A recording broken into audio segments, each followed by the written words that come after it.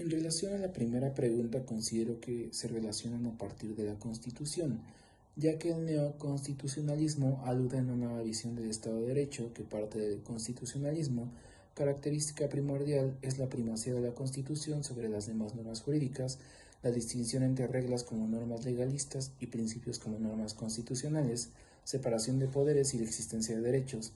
El Estado de Derecho va encaminado a considerar exigencias de índole material y espiritual, como lo es el respeto a la dignidad humana. El neoconstitucionalismo concibe al juez y la autoridad como actores activos y críticos de su sistema jurídico. Metodológicamente se dice que el neoconstitucionalismo conecta al derecho y a la moral.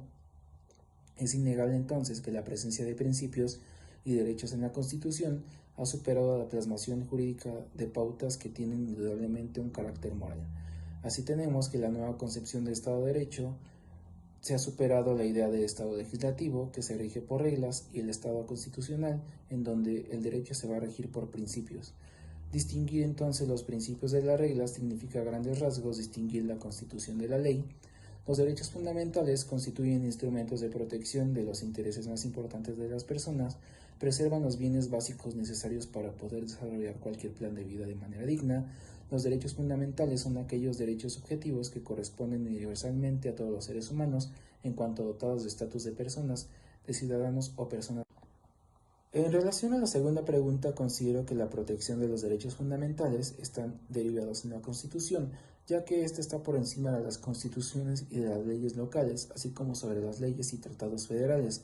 La justicia constitucional entonces se concibe como una garantía de jurisdicción de la Constitución.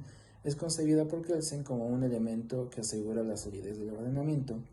La Constitución no solo es una norma, sino que es la norma suprema, y ello significa que no se condiciona la validez de todos los demás componentes del orden jurídico y que representa frente a ellos un criterio de interpretación prioritario.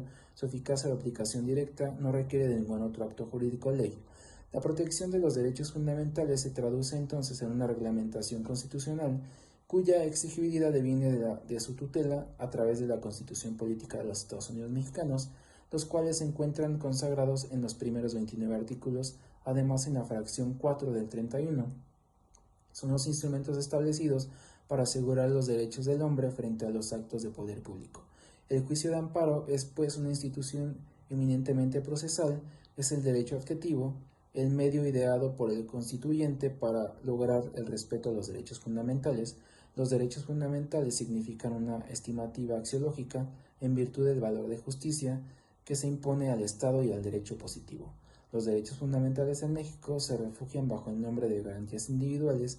Estas se encuentran consagradas en la Constitución.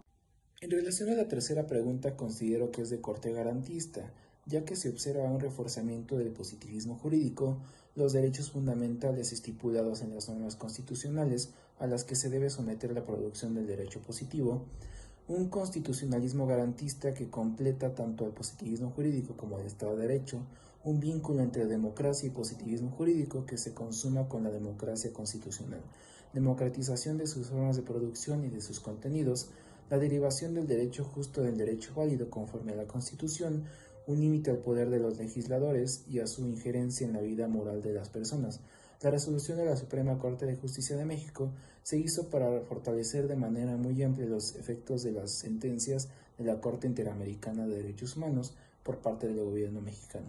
Trazaron así un nuevo paradigma sobre los diversos aspectos del Estado mexicano respecto a la ejecución de las resoluciones de los organismos internacionales en el campo de la tutela y la protección de los derechos humanos.